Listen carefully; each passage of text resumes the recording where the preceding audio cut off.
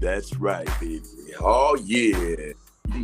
Right about now, you're tuning in to WBLRED, and we gonna hit you with the hits every hour on the hour. That's right, baby. Yeah.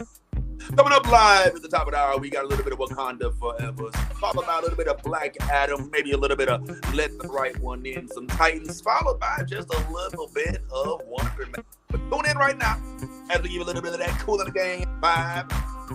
We're going to kick off real good right now as you are listening to WLRD alongside me, Yes, Black Nasty with Yes, it's Sally, two with Yaz, Steph, and I, and your boy, here in Fort Lauderdale doing our thing. Why don't y'all go ahead and say, we're going to talk about a lot of things. All right, I ain't gonna lie. Like, this music, y'all don't like the music? Ty, you don't like the music, bro? The music is great. It's just kind of it's killing the vibe. I can't hear you. The music, you don't like it? I think the background music needed to be a little lower. It's like if we were doing the show on aisle 9 in Publix, and then they had like the grocery store music in the background. But anyway, let's talk about what we're gonna wrap on today, guys. So as y'all know, man, there's been some news broken. First of all, let's pay our respects, man. Rest in peace to man, Takeoff, bro, just got took, bro. You know what I'm saying? There's a lot of folks dying nowadays. Well, rest in peace to Takeoff. Rest in peace to Dirty South, who passed away up in Atlanta, man. Heavily loved comedian. So just want to go ahead and get that out there and make sure that folks know we love it. But Black Panther is next week as well. So make sure you got your white dashikis ready. We're gonna go ahead and chat on that. There is a new season of Titans out, y'all. I don't know, they doing what the Titans show does, which is utterly confuse and anger us all every single time we try to watch. There's a show out, speaking of Titans, called The Bastard Son and the Devil Himself. Let's wrap on that a little bit. I don't know if you got the news, but Wonder Man is coming to theaters, and looks like they might have done a race swap. Even though there have been depictions of him in the comics as a black man, there's still white outrage, and we will definitely discuss. Let the Right One In, if you haven't been watching, is on the top of our list of really good shows that you should hear about and watch if you haven't been hearing about them, as well as Peripheral. Peripheral ain't that bad either, so check that out as well. But right now, we also want to discuss what we should anticipate in terms of box office when we compare the two blacks of this fall, that being the Black Panther and the Black Adam. Let's go ahead and get into this chat. I'm your boy, The Real Taylor, as well, joined by my teammates. Unfortunately, Tyrone is too good for us this morning, but we're going to try to survive without him. But Yvette's still here. Tell them what it do, Yvette. Hey, guys. I love the new blurred order. You should, too. Whoa.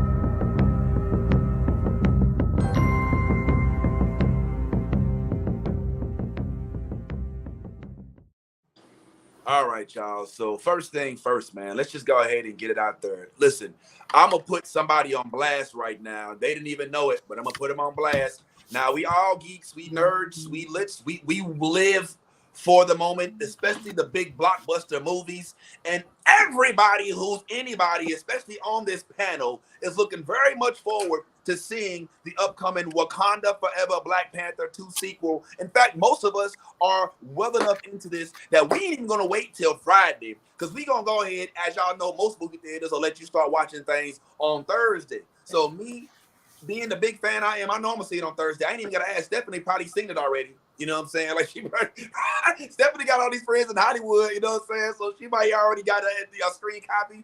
Yaz, I know Yaz gonna see it opening night. I ain't even got no question. Me and Ty was talking about, we was gonna get together and go see it, but we officially decided we gonna go ahead and we can't even wait to go see it on Thursday night. But somebody, I ain't naming no names, talk about they ain't gonna see it until Saturday. I mean, I ain't naming names, but Saturday, bro. I mean, I ain't naming names or nothing. You know what I'm saying? But let's just put a name on the screen. Damn! Why you guys shout me out like that? I feel like a terrible black person now. Yeah. That was. I am. I'm sorry. Explain. I am sorry. Are you? Because you giving me sorry, not sorry vibe. My heart hurts. I never miss an opening night, and I always go like the night before. So I'm like, this is hard for me. Okay, well, why should we forgive you? And let us know, and please tell the rest of the Black delegation as to Because whether or y'all not. know it's Black Panther. I'm gonna go see it like 2 or 3 times. So they gonna get my point. Now They're just let me. not getting an opening night. I'm Okay. sorry. All right. Well, I guess for that we'll forgive you. You know what I'm Thank saying? you. If you're gonna spread the love a couple times. Let me ask you, Stephanie. Stephanie, would you consider it, being that this is Black Panther, this is like Black nerd, like Mecca, right? Like, I mean, we had my cousin on here one time. He was like, I don't know, Black Panther wasn't really all that. We was like, all right, I don't know if you know what I'm saying, how we can rock with you. But let me ask you something, Stephanie. Would you consider it sacrilege if somebody who claimed to be the hugest Black Panther fan in the world, like just huge Black Panther fan, could not wait, love Black arts, Black comics, Black culture, if they decided they were going to watch Black Panther 2 on the Fire Stick, do you think that's sacrilege? If they choose not to actually give the dollars to the theater so that we can get that good boost up at the box office, Stephanie, what say you? No, I don't. Marvel is doing all right. This is, Ryan Coogler is doing all right. This is not a small indie Black production that needs our coins. Like, I absolutely believe in putting our money behind it to show support, but this film is going to be massively successful. Nobody is taking from the mom and pop business on the corner if you watch on Fire Stick. Oh, all right, damn you. All right, my little plan kind of backfired. I was trying to put Ty on blast, and you came out in support of the Fire. I told Ty, I was like, you better not watch this movie on the Fire Stick. He was like, no, I'm gonna watch it on the Fire Stick, but I'm still gonna go movie see it after that too. Well, but I guess you're right, man. I guess Marvel is doing all right. I would encourage you, buy a ticket for a friend, support it at the box office. But like, the world is crazy. People shooting places up. We're still recovering from a global pandemic. I understand why you don't want to be in a theater full of people right now. I really don't either. I'm going to go, but it's not my favorite place to be in this world right now. Okay. You've given me new perspective. All right. I didn't think of it sensibly. I was thinking, I didn't. All right. So, damn. Thank you for making it make sense. Damn shit. Because, yeah. All right. Well, tie you off the hook, homeboy. I tried to hang around the neck and I got hung myself, homeboy. So, enjoy it on the Fire Stick. And by the way, let me be the one to put my order in for a Fire Stick as well. But before we go into what we're anticipating from the Black Panther versus, because I want to do the comparisons. We never actually did talk about Black Adam, by the way, like the whole actual movie. But Stephanie had a question of the day, if I'm not mistaken. Stephanie, you got that thing ready? All right, cool. So let's go ahead and tune in. Stephanie, please hit us with your question of the day, love. So I have serious feelings about Namor as the villain choice for Wakanda Forever. I'm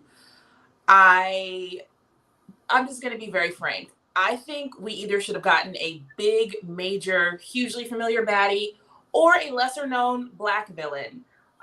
It's Wakanda. I want everybody to be Black all the time. I've read the articles about like, oh, it's so great that we're pulling in and amplifying other cultures. And like, I get it. Like, that's cool. But I just want my all Black movie. I really do. If we're going to get a non-Black villain, like, give me freaking Wanda in Wakanda. Give me somebody that I know that it's like, okay, cool, this is exciting. If you will give me somebody I don't know, make them Black. Give me a Black villain. Give me a new cosplay, somebody who looks like me. So my question is, Namor in Wakanda as a major character, love it or hate it. And if like me, you hate it, who would you have preferred to see as the villain in Wakanda Forever? Oh, who would you prefer to see as the villain in Wakanda Forever, as opposed to? Okay, now there's a lot to unpack with this question, but I think we'll save it. So let's hold that to the very end. Let's make that the last thing and hopefully I think Steph normally answers first. That's a good question. Who would we pick in the Marvel universe to be a villain? I have an idea who I want. Me too. So make sure y'all don't forget about that by the very end. All right, I ain't gonna lie. I'm gonna say it right now. You know that Claw was the villain in the first one for half the movie as well, and it still made sense. And so the reason I'm saying that is because in Black Panther the original, Claw was kind of in the previews as the main villain, and we found out in the movie that it wasn't. So there's a possibility that might be the same thing here. We don't know, but we'll see. We'll see. But let's keep that question of the day in mind. Now, while we got Marvel on the mind, like I said earlier, guys, there is some uproar in the comic book community behind Wonder Man being cast by Marvel in a new series, not a movie, but a series that'll be on Disney Plus. That's going to be led by none other than Yahya Abdul Mateen, who really needs this movie, or excuse me, this production to get the stink of Morpheus off of him. Because that movie was terrible. Like, I couldn't even finish it. Did any of y'all actually finish the Matrix? Because I couldn't even get through it, bro. Like, Matrix. I didn't bother. I could. So yeah. But I have a theory here. First of all, kudos to Yahya, because he's soaking up a lot of black nerddom. Like, I'm really starting to think this dude is gunning for Donald Glover's spot as one of the top black nerds. Because right now he's gonna be, if he's Wonder Man, that puts him in Marvel, and that puts him in DC, because he was Mr. He is Black Manta. Doctor. Yeah, he's Black Manta. Hold on, he's Black Mantis. Mantis. And he's also Dr. Manhattan. Yes. Like, he's Dr. Manhattan in I the remember Watchmen. that. This dude is soaking up all of the geeky roles, bro. And he's switching them too. Like, Dr. Manhattan was a white dude, you know what I'm saying? I mean, but he's all powerful, so he can shapeshift and all that other stuff. You know what I'm saying? And so I want to know, like, are we really gonna have to do this like every single time they announce that? Yes, like, and you already get Nolly. You can already see what's gonna happen. You can already see Marvel posting after the very first episode. We stand behind our black characters. Racism has no room in the Marvel universe, and people being like, "Oh, well, that's in the comic books." What's up with that? What's up, Nolly? Okay, couple things on the roster there. It's Marvel. They're doing it. If they choose to make changes with their own material, right, obviously it was approved. Obviously they can do whatever the hell they want. It's their money. We still go and see it. Like, yep. Exactly. And number two, there have been, since the start of Hollywood, there have been so many Caucasian actors playing roles meant for people of color, and it still happens all the time. So, and it'll be roles of real people, and they'll have a white person play it. So the fact that y'all get mad at fictional characters tells me that you do not go outside, touch grass, and breathe oxygen often. Okay? Like, please put on some deodorant, step outside your house, take your fingers, touch some grass, and unclench before you give yourself hemorrhoids. Because I don't understand why y'all get so mad when people of colors gets like, I don't. The math does not math for me at all. Unclench and touch some grass. Yo, the unclenched though. They get so, oh my God, red in the face. My dude, you're on the internet. Calm down. Yeah, man. Yeah. Turn your caps lock off and relax. Steps back. Use your inhaler. You know what I'm saying? Put your oxygen tank back on. Like, make sure you pay your mom rent. Here's the funny part. Like, it's not unanimous, right? They're very selective about who they get angry about, right? Yep. Like, we didn't hear nothing about Nick Fury. You know what I'm saying? Because we love Samuel L. Jackson.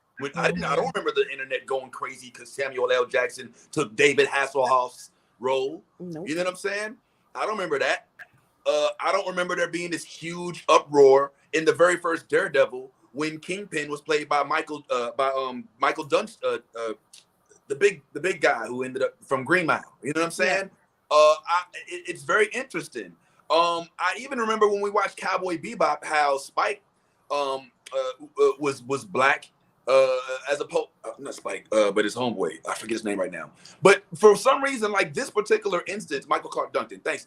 Shout out to the comments, by the way. Shout out to everybody watching on Twitter and YouTube. If you're watching anywhere but on one of our established New Blurred Order spots, please relocate. All right, don't watch on my page. Don't watch on Yaz's Ty's page. Don't watch. Watch on the New Blurred Order YouTube page, best place, because that's the place where we're least likely to get canceled. And definitely make sure y'all share it as well. God. But this one is different for me because I'm gonna keep it real with y'all. I'm not a Wonder Man fan. You know what I'm saying? This isn't an instance like the Little Mermaid, where it's like, oh, my childhood.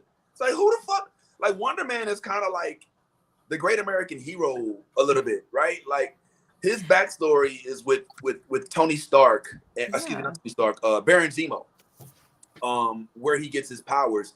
Here's what's interesting. Wonder Man, according to the comics, is another one of these rich folks. You know what I'm saying? He's kind of like a black Tony Stark. In fact, in the comics, he was a rival. Like, he couldn't stand Tony Stark because he was always overshadowing him. And it was one of the reasons why he was able to get recruited by Baron Zemo. So this one right here is a little irking, but I honestly don't think that this was going to have as much weight as The Little Mermaid. I think that if the show comes out, we should probably just enjoy it. And plus, they're saying that they're going to model it kind of like they did with She-Hulk, being a comedic type of format. Okay. What say you? And then we'll go to Stephanie real quick. Stephanie's got something to say. I think that'll be interesting just because, like, it gives us a new way to look at, these shows instead of criticizing it for, the content that's coming from it specifically. So I don't know. It makes me more intrigued, I guess, to watch it now that I know it's going to be more like She-Hulk. Okay. Steph, what's up? I'm just, forgive me, I'm just making the connection that Wonder Man is a Marvel character. So DC has Wonder Woman, and Marvel was like, fuck it, we're going to have Wonder Man. Yes. And nobody legal was like, you can't do that? Nobody? No. I don't know if you, Steph, I don't know if you've been paying attention, but this is what Marvel does. All right? That's just very on the nose. They usually shift it, like, it'll be like lightning bolt and like thunder person. Like, this was, they didn't even try. All right. Yeah, Steph, you'll be surprised to find out. And then I got you now. They do it a lot. But you'll be surprised to find out that the Captain Marvel that we know wasn't the original Captain Marvel. Yes. The original Captain Marvel was a DC comic. and Captain Marvel was taken away from DC Comics and made better, to the point where DC switched the name of their Captain Marvel to Shazam. Can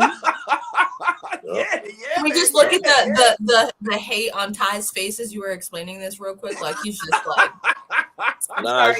you know me. I've always said that they like the little brother that goes in his big brother's closet and steals his clothes, but wears them better than the big brother did. Yeah, like that's what they did. That's all they did. They like, if you go down their roster, you will find that, like, if the name is not almost exactly the same, the character itself is identical to the previous character it was taken from. I mean, it's like that. It's like that a lot. Let me give you a couple other examples real quick.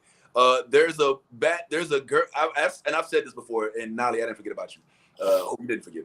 But there's arguably the most popular comics in DC are Batman and Superman. And Batman has this counterpart named Catwoman that wears tight clothes, and there's a lot of sexual tension between Batman and Catwoman. Well, Spider-Man is the most notorious comic book character in the Marvel universe, and Spider-Man has this character named Black Cat that wears tight clothes and has a lot of sexual tension with the main character. So Marvel doesn't necessarily, they're not really subtle about it. And that's what's funny, is that they blatantly outright plagiarize.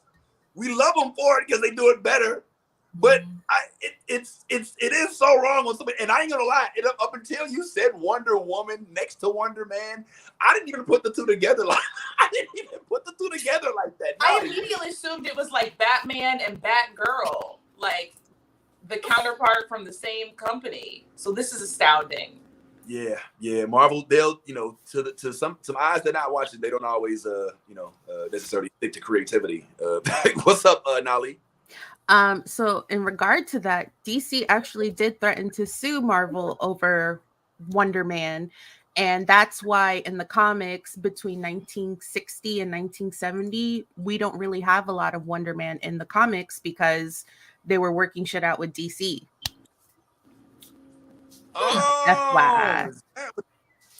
what? So he Oh, disappears for okay. a while because they were settling things.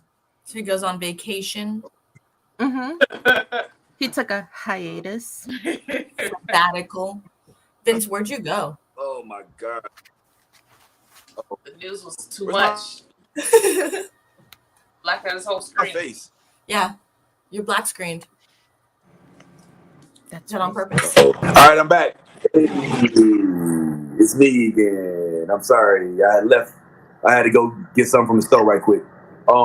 Yeah, man. So why so do you have any more insight, Nolly, as to why DC lost that? Like, why would they lose it? I think they just came to and why some would agreement. yeah. Instant Money disconnected. talks. He's stupid. All right. Well, hey, listen, DC. I'll tell you what. If you do it better the first time, you won't have to worry about Marvel coming after you for ideas that you have. And let's not forget, if I'm not mistaken, Stan Lee left like DC to start with Marvel. Did I have that right? I don't know. I might be mad. I might No, be he mad. Nah, he didn't work for no, he DC. didn't work for DC. They worked. Him and the creator of DC worked together at another. Um, and I forgot what maybe Seriously Black knows the company that they work for together. Okay. All right. Well, I'm not too well versed on that whole origin story, but I just know that this is something that Marvel does. They do tend to low key snatch ideas from DC and capitalize on them. Low-key. And here's another example. But my question is like, do we really? Are we really? I mean, I'm gonna keep it real with y'all. I'm not really looking forward to this as a comic book fan because I'm not really huge on Wonder Man. But what I am looking forward to is the fact that Wonder Man, if I'm not mistaken, as somebody who's reading the Thunderbolts comics, it becomes, he works very closely with Baron Zemo and somehow ends up switching his tune and becoming an Avenger after messing with the Thunderbolts.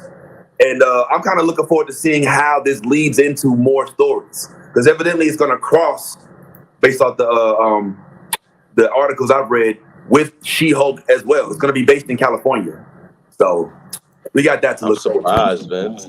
I'm surprised to hear you say that you're not interested in a character that we don't really know, because I mean you've been like telling us that from day one that Marvel takes characters that we really don't care about and then make us care about them. So, Mhm. um, Well, I just want to let me make my point. I don't mean like that I'm not looking forward to it. What I mean is like I'm not amped.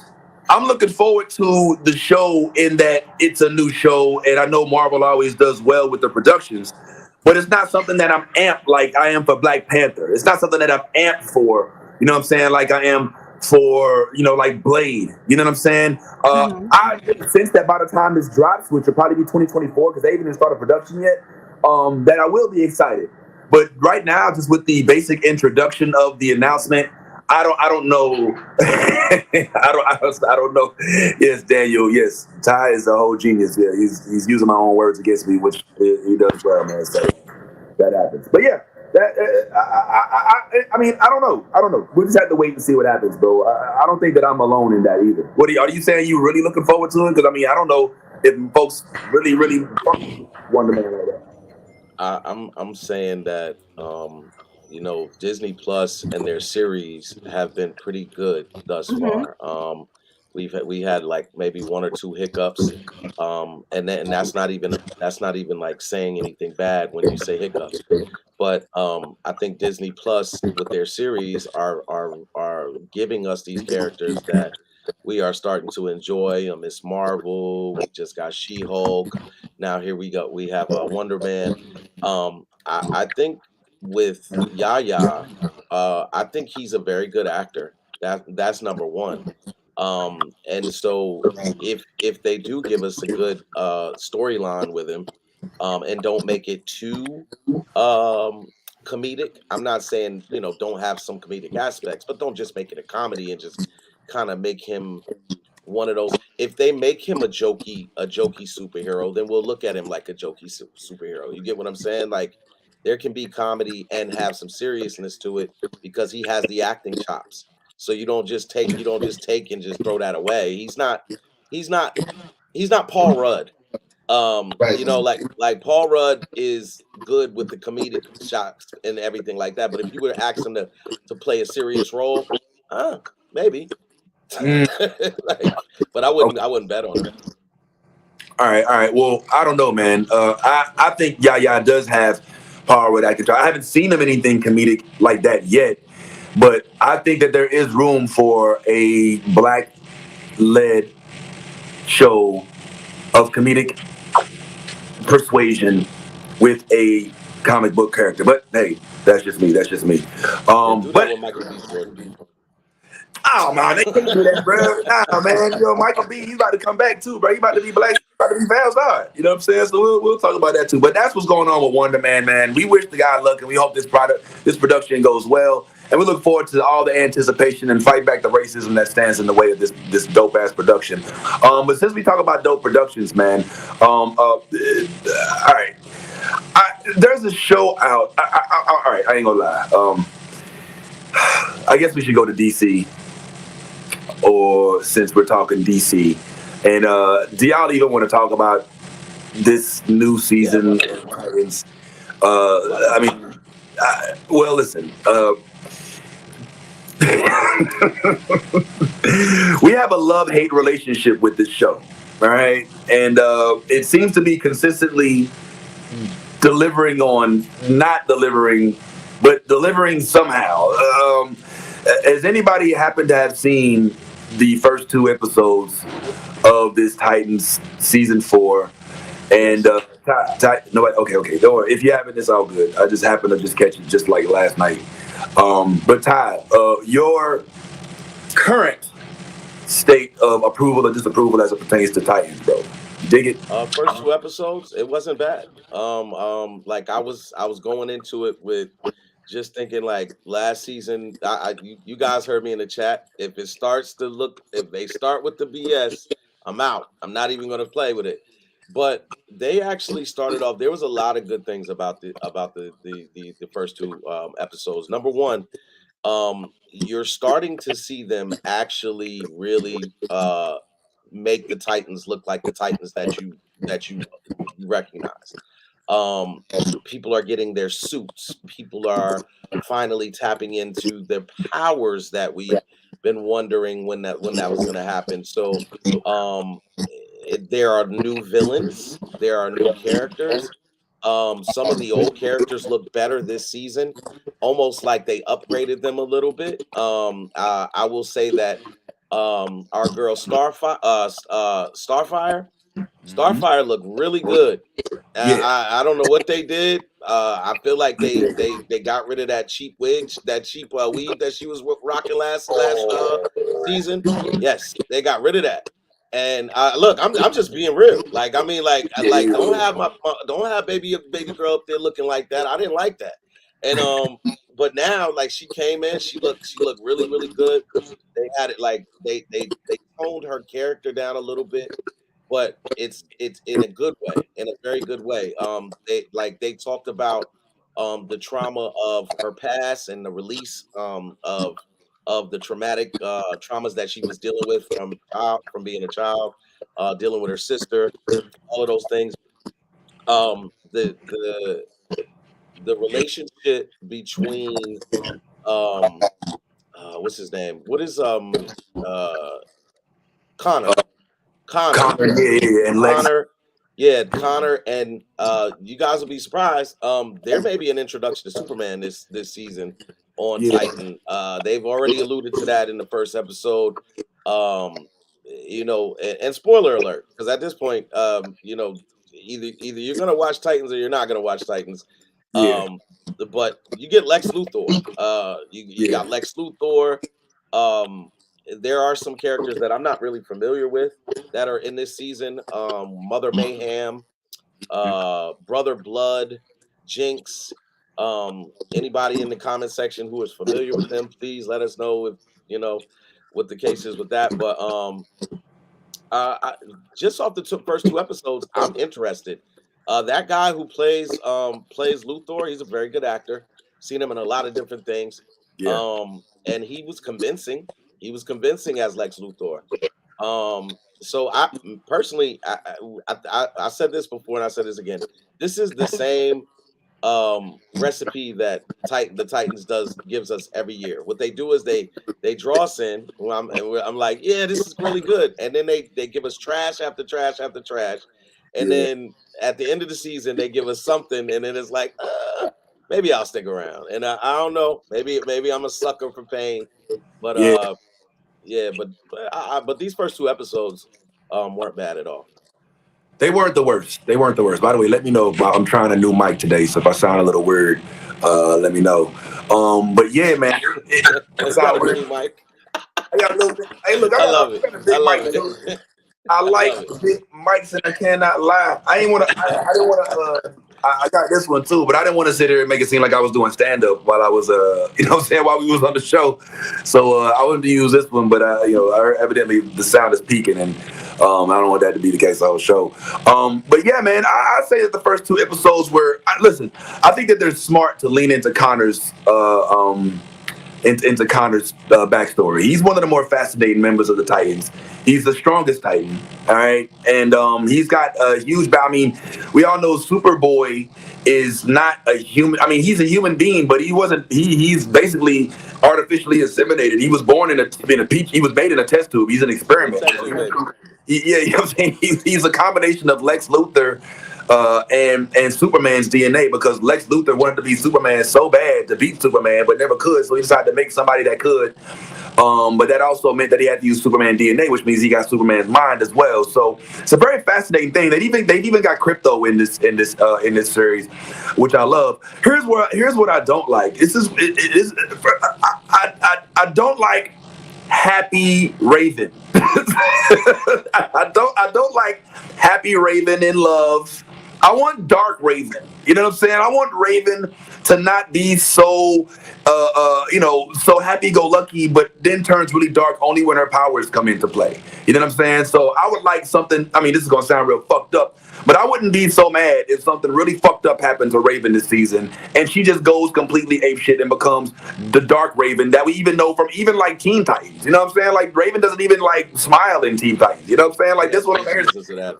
We had 3 seasons of Dark Raven. Come on. But she wasn't even in last season. And in the first season, she wasn't really like dark. She was confused. She was like, you know, I don't know how to handle this. And and I like that. That was like one of the best seasons. Like Titans, that first season was like one of the best ones because she was like unhinged.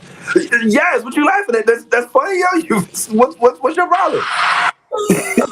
I'm just listening to the two of you like go back and forth. It's super funny.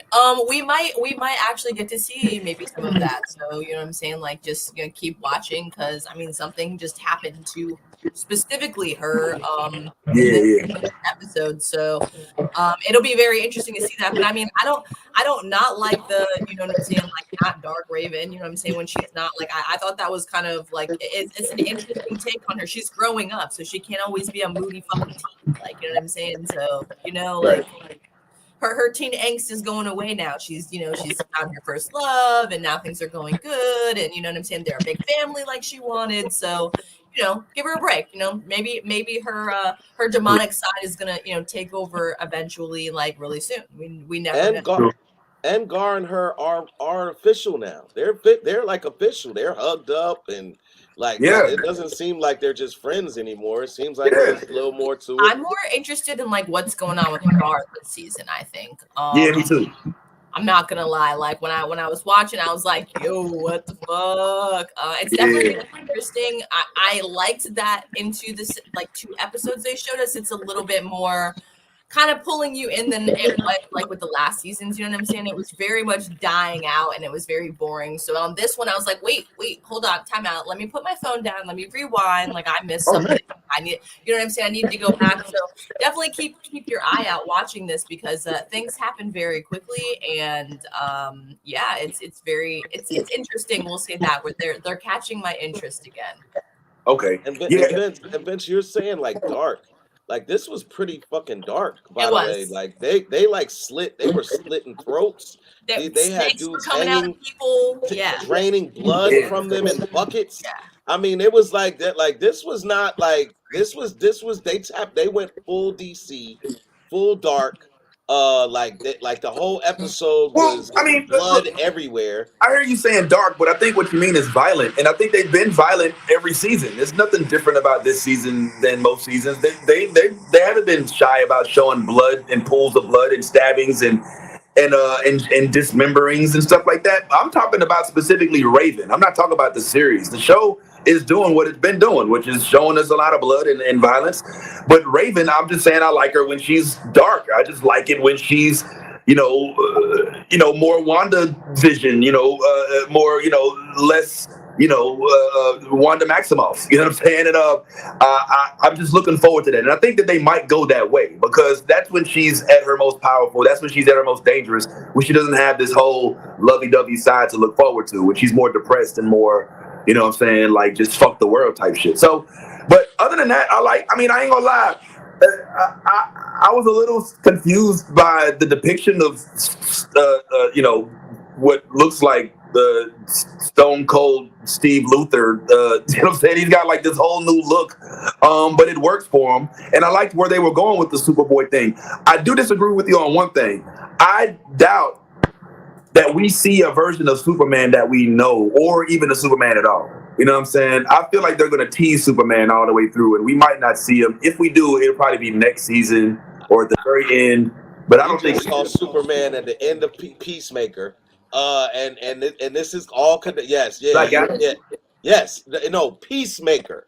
At the end of Peacemaker, Superman comes down. He's been in there. Like this is connected to the DCEU, by the way. This is not separate. No, it's Titans. Titans is part of the DCEU. It is part. It is yes. It is still part. Just like Peacemaker is part of the DCEU. They're all part of the DCEU. So if you get Superman, you're getting Superman. You're not going to get. This is not Matt Reeves' universe. This is not Matt Reeves' universe. This is the DCEU. But this is not a different. This is a completely different time. Like this is like Batman is old and gray and is retired in this Titans universe. How does this sync up with the DCEU? Where that I don't know. So I don't. That doesn't feel right. That's making my skin crawl. Can somebody give us a fact check? Is Titans in the DCEU? I don't think it is. I think it's a standalone project, which is why they can have characters like Robin, characters like Lex Luthor, characters like Bruce Wayne. You know what I'm saying? When there's and not have it coincide with the Batman, which some are saying he's in the DCEU now. You know what I'm saying? So, but that's the problem with DC is that we don't know. You know what I'm saying? Like, I mean, I know you're saying it is, but I don't know that.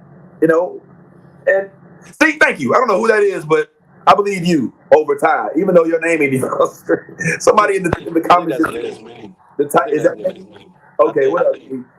It said they are not in the DCEU, bro. The Detective Comics Entertainment Universe does not also include the Titans because those are the cinematic productions that are synced. This one I feel like it's a standalone. But I ain't gonna argue it for you. Hey, what's up, man? See, thank you. And he knows his shit. Damn it, you know what I'm saying? So let's just leave it at that. So Titans is off to a Titans start. Is that safe to say? Man, and I'm gonna keep watching, but I gotta. I'm gonna be angry every time. And as we know, one of the reasons why we get angry at Titans is because our favorite character, Tim Drake, I don't know. Yes, do you think that they actually gonna do Tim Drake right this time, man? You think we might actually walk away liking this dude, or are they just gonna keep making him pussy and just some dude that we can't seem to vibe with for whatever reason? No, Tim Drake sucks. Who do we? All right, now here's my question for you, Yaz. Who do we have to blame for Tim Drake sucking? Do we blame the actor? Do we blame the writers? He like literally sucks in everything he's in, so it's oh my god. And you know what was so funny too? I had this argument with Austin too. He was like, "No, babe, he's got range. He's pretty good." And I'm like, "What range does he have? He sucks in everything. Like he's a bitch in everything. Like he's no balls. He literally like makes me just want to be just like sad for him every fucking thing that he's in." And I'm just like, I just can't. I don't feel pity for little Drake lookalike. I'm sorry. Like his name is even Drake. Like what? I can't. Like, I'm just waiting for him to sing a love song, dog. You know what I'm saying? He's got the range of a cardboard box. It's he's really bad. It's really bad. Well, but it's definitely the writing. It's definitely the writing, though. They could have taught him something. There was like they had a whole season off. Why didn't he didn't have any combat training, not one. So you're telling me they were on the bus all this season from Gotham City to Metropolis? It took them a full year to drive across. You know what I mean? Like, come on, man. Like he didn't learn anything.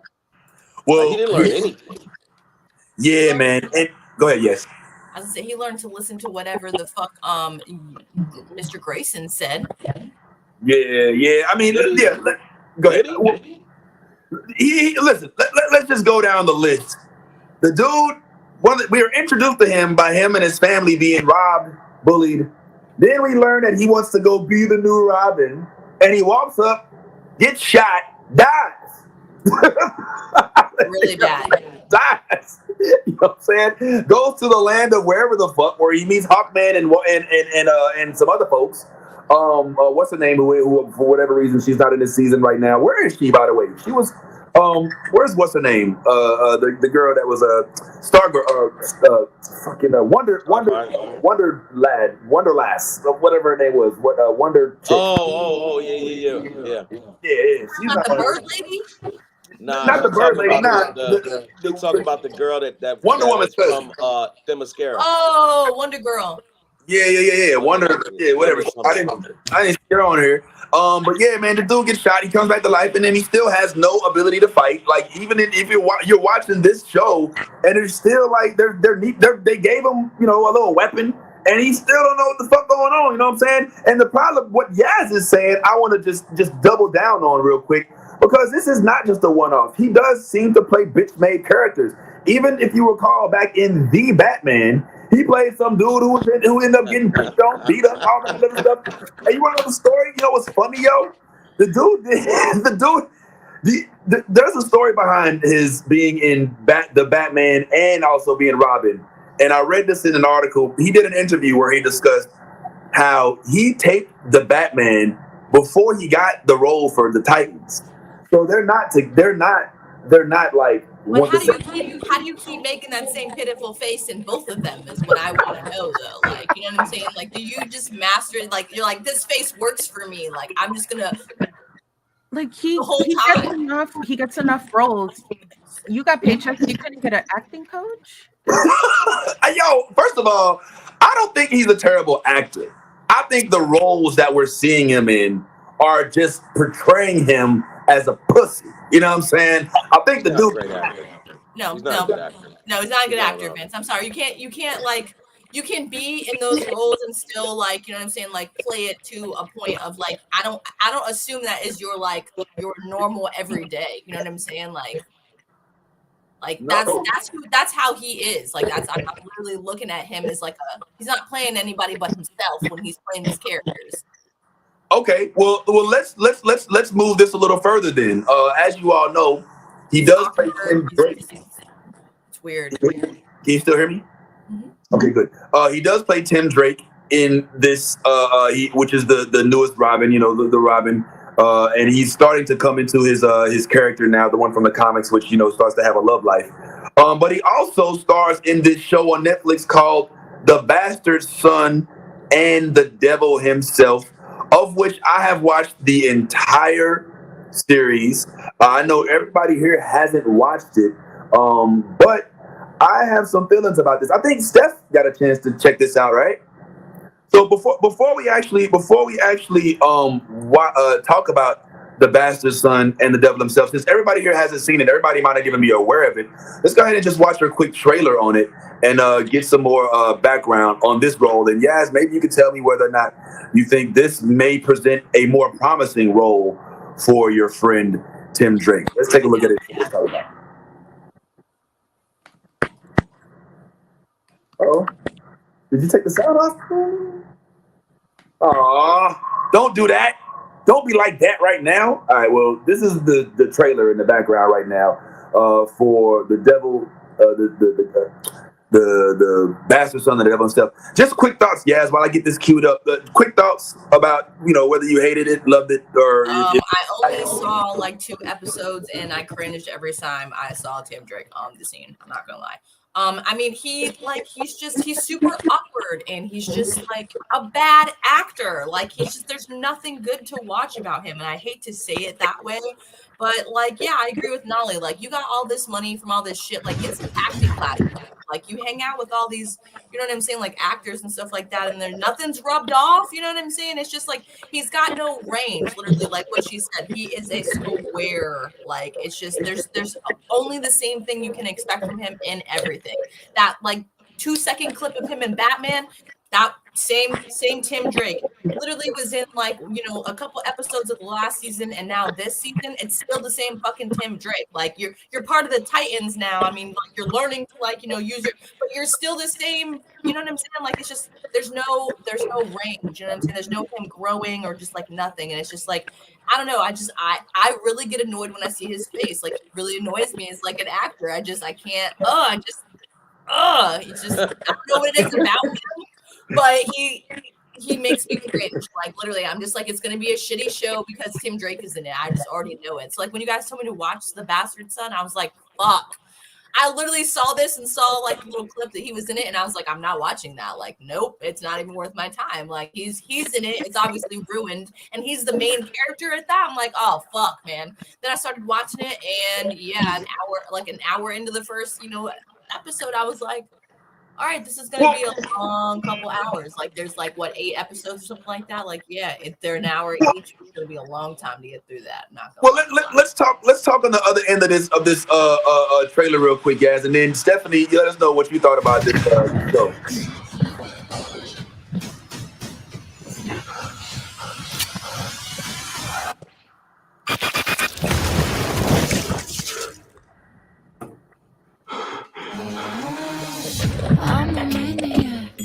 There have always been witches in the world.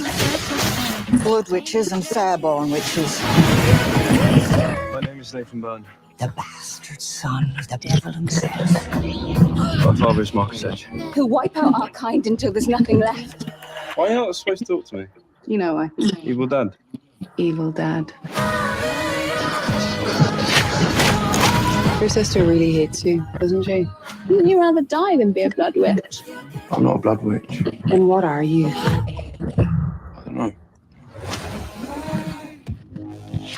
Find out where they are. Before the end of the year, you'll get your powers. And it will change.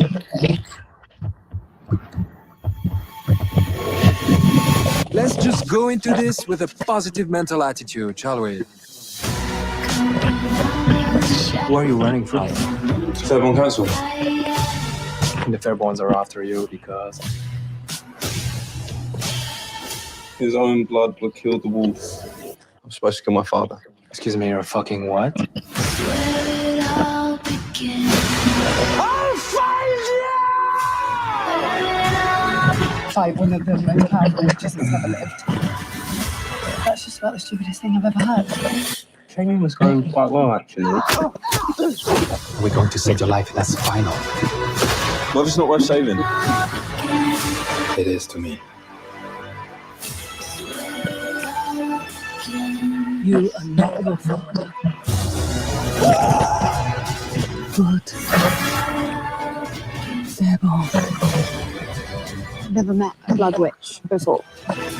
What if they're bad? We're fucking bad. Where it all began.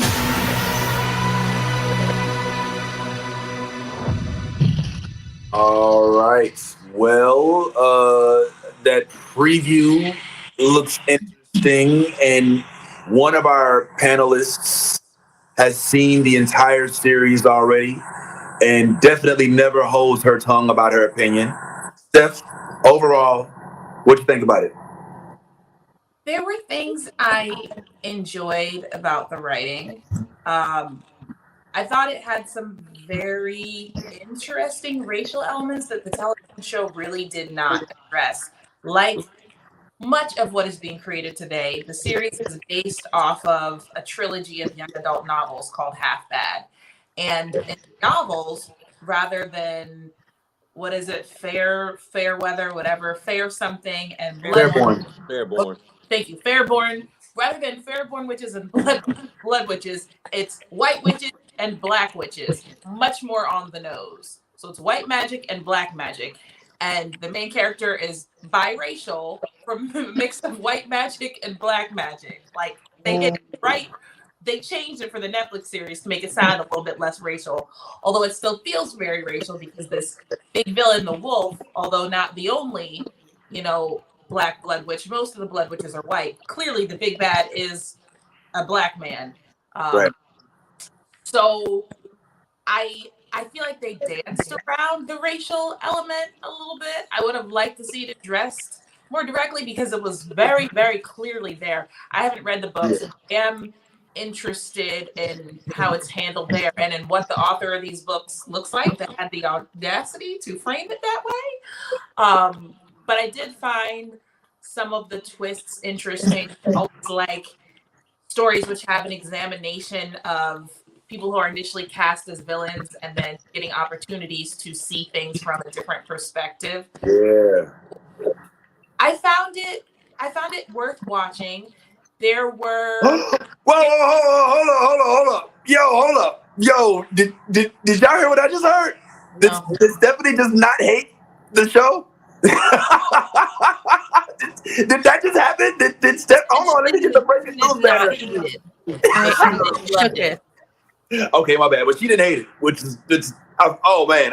So if that means y'all better watch this anyway. Go ahead. I'm sorry, Steph. I just had to get it. It had interesting powers. I like interesting powers. I tend to lean toward YA properties for whatever reason. I guess because that's what I write too. I like YA stuff. I did feel like there were moments that were unearned. There was a romance that came on late in the story that just came out of left field. It wasn't hinted at or led up to. It was just like, oh, suddenly we're talking to each other. And I was like, since when? What? That was weird. Yeah. So there definitely were moments that I was like, oh, you just did this because you wanted to do this. You didn't put it to build it. Yeah. But I didn't hate it. I didn't hate it. All right. Well, let me ask you this, Steph, and I got some questions for you too, as our honorary Wiccan specialist, Nolly. I hope I didn't put you on blast. But Steph, you felt the same way we did about Tim Drake, or I should stop calling him that. His real name is Jason Laceris, Jay Lacergo. Excuse me. Did his acting or lack thereof deter you from enjoying it, or was it possible to watch it and kind of leave him as just one of the even though he's the main character, one of the many elements of the show that was, worth watching or whatever? I'm definitely still suffering from post-Titan stress disorder, so it was definitely a reservation when I saw his face. Like, oh God, am I gonna be able to stand this? But to separate the properties in my head, I don't know if it's that he's not a great actor or if he's just taking projects where the role continues to be handsome sad boy. I haven't seen him do anything else, so I can't say that he's not capable. It's just handsome sad boy seems to be his typecast role that he is leaning into. Yeah. I I agree with you wholeheartedly. Like, actually, that's exactly where I was going to go. Is I think that the roles that we were introduced to him as are kind of his typecast role. And I would assume, and I don't know, somebody Google or IMDb Jay Lasurgo and tell me what his age is, because I would assume that why they keep hiring him is because he has a youthful look that is already fully aged. So they don't have to worry about him looking older, which is something that we got to worry about in shows like the Benedict Society and, you know what I'm saying, and others where the kids look, you know, in Stranger Things where the kids are like grown, you know, by season 3. You know, so I think that he may be just fitting in that role because he looks like that, maybe. I don't know. He's But 24. 24? Okay, well, yeah, he's fully grown. So he's got, they're using his youthfulness. And this is one that we saw him in, you know, with his regular accent. And he starts off one way and ends another. Yes, I would definitely encourage you to finish it. I will try. I'm gonna tell you right now. There's a scene, and I don't remember if it's episode 2 or 3, but there is a scene that left my jaw on the floor. It was a turning point for me. It was when we were first introduced to the wolf. Like when he came into play, which comes out of nowhere. And let me tell y'all about the powers of this wolf. The bad guy in this is not one to be fucked with. Ty, you seen it? Did you watch the whole thing? Of course. Ty, the bad guy can shapeshift. He can turn into animals and people. He can control the weather. He can move really fast. He controls lightning. What can't this dude do? There's only one thing that he can't do, and I'm not going to give that thing away. And to see a dude that powerful, and then to learn to talk about a black man, I was like, yes. What's up, Steph? I would add, you actually identified something for me. I think my watching of the show was driven much less from love for the main character than it was as hate for the villain. I fucking hated sister. They did a great job of making her a horrific. She gave that poor black man so much shit just for being who he was. I was driven by wanting to see her fail and die horribly. It was very much about, I want to see this bitch go down. And that's why I kept clicking after each episode. I loved to hate her. I thought that was very good writing because I couldn't wait to see her get a comeuppance. Yeah. Steph took the words right out of my mouth. I was going to say the same thing because, like, she gave me Joffrey level hate. Like, I literally was like, the whole thing. My wife will tell you, I was literally the whole time like, I cannot wait for her to die. I cannot wait. Like every scene that she was in, and and they kept on. They kept on building the hate, like building it, building. You're like, you didn't have to do that. Why did you do that? Like it's just everything is just like if anybody is the star of the show, it is her. Because like when it comes to her acting, she really made you believe that is how that she is who her character is portrayed as. So that if anything, bump Tim or Jason or whatever his name is, watch it for her because she definitely kills the role. She absolutely kills the role. And as far as the father, as far as the wolf, what we find out in the storyline, and I think Stephanie kind of alluded to it earlier, is that the way that they wrote it is, typically when you think of a villain, we've seen that villains feel as though they're just in their righteous cause. And when you get the backstory and you find out why the wolf does what he does, you find out that his people and the people that he's campaigning for and out here doing for, they love him. Right. They love him to a point where they're willing to die for him, kill for him, protect him, and that says a lot. That says, because name, you don't even, all you have to do is say his name, and people are like, oh, yes, you're Marcus Hedges' son.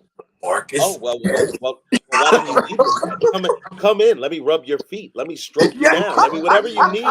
Whatever you need. Like I'm saying, like it's just like that. It's like, oh, we'll feed you, we'll clothe you, we'll bed you, whatever you need. Whatever you need. whatever. Yeah. Well, I mean, Stephanie's on to something here. So, I mean, yes, I'm not going to say that. I'm not going to sit here and lie to you and tell you that his acting gets better. I'm not going to tell you that. I will say that the story gets better as you progress because they do a really good job of not giving away where they're going with this. Like, you have to follow it. And I want to tap into something Steph said as well. And then I want to ask some witch questions to Nali. But this story has, now that I'm awakened to the racial element of the books, it's more indicative of like some of the things that they kind of tried to do. Like, I couldn't help but notice, which one of the things I was telling my wife, I was trying to get her to watch it. I was like, yo, notice how the big bad wolf is this powerful ass black guy. And he came and one of the representatives of one of the most powerful clans as well is a black woman, you know what I'm saying? Who was introduced to us early on in the series. I was like, yo, this is giving us like powerful black people vibes. And the more you go, the more you kind of see that this is a microcosm of life, right? Like this is like the United States. You know, everybody's telling the public that black people are a certain way. You fear black men, fear their powers, they're beasts, they're savages. But then you talk to black people, you're like, nah, we love. It's kind of there's a in the spirit of being current. I mean, there's a Kanye-esque part. I'm not messing with that whole subject right now. I don't want to go too far on that. But there's like we can't stand this guy. He did this, he did that. But you talk to some fans and they're like, oh, we love this dude. You know what I'm saying? What did you talk about? He ain't say nothing wrong. So there's an element of the school of good and bad and evil in this, where you cannot define somebody based on actions. You need the entire picture of context. And I think that's what the devil is doing in The Bastard Son of the Devil himself. Highly recommended, man. But my question is, Nali, I don't think you've seen this yet. You have? I didn't watch the whole thing. I have a few episodes left. Okay, well, this is, for some reason, now that you are giving us the luxury of working with you, I'm now, every time I hear witch or Wiccan or anything witch, I'm like, ooh, get that ass about this stuff. So there's something, when you see shows like this, Nali, and they're talking about witches and all that other stuff, you know what I'm saying? Like, is there any hint of any truth? Now, bear in mind, I don't expect witches to be able to shoot fire and and lightning and all that other stuff, but like there are small things like symbols that they use and hang from trees. There's potions that they grind up into, there's rituals with candles and moonlight and blood moons. Is any of that reigning true? Is there any of this that can be said was pulled from authentic Wiccan culture? There's a lot of elements here and there that you can pick from, like sigils and symbols, yes. Making potions, yes. Herbalism, big yes. But most of it is just fantasy. Like even Wicca itself is extremely problematic and rooted in a lot of racism and stuff like that. So witchcraft in general, when it comes to TV shows, they do take some elements like candle magic, moon rituals, and stuff like that. But most of it is just like super stretched out. Yeah. Okay. Oh man. But okay, so as a knowing that representation matters, does it ever like have you ever watched witch or Wiccan or things like that depicted on TV? Like, oh my God, we don't all got big noses like that. You know what I'm saying? Like, why they always gotta put the mole right here? Like is there you ever feel misrepresented? All the time, especially like because most shows will tie witchcraft straight to the devil, right? And I'm like, hello. There's no. It's not like a white magic and black magic thing. That's fictional. It's all about your intent. So if you intend to do harm, then that would be the equivalent of black magic, and it's just funny because in like Wicca itself, there is no devil. They just believe that if you do harm, you'll get it back threefold. So to be careful of what you do, make sure that your intentions are good intentions. Oh, okay. Well, have you ever put a curse on anybody? I put some names in some jars. Yeah. So if you have ever crossed me and you notice you had some bad luck, just know that your name is frozen in my fridge in a cube of ice. Whoa, the Cuba ice. Sounds very scary. I'm very scared. Yes, I'm look at very yes. scared right It's now. like to bind their bad energy to them. You can put them in a jar and bury it in your yard, or you can write their name on a piece of paper, put it in some water with your select herbs or whatever, and freeze it, and that's a bind. Like you're binding it to them so that they can't bother you anymore. Oh man, I this hope none reminds of my me. exes are watching this show. I was about to say. This reminds me of when. Shoot. This reminds me when Sorry, I broke up. man. This reminds me when I broke up with my Haitian girlfriend in high school, and she wrote my name on an egg and threw it in a lake, and I failed my exams that year. All right, it's not a real Can I story. just say this? I want to just put this out there. The trigger warning to anybody who's triggered by lynching or anything like that, because the first couple of episodes of this Mm, show did have me a little where I had to stop for a minute. I had to stop it and take a break because it was just too much Yeah, beating on that young man. Like it was yeah, just it was a lot of excess beating, and I just was like, all right, okay, we're beating him again.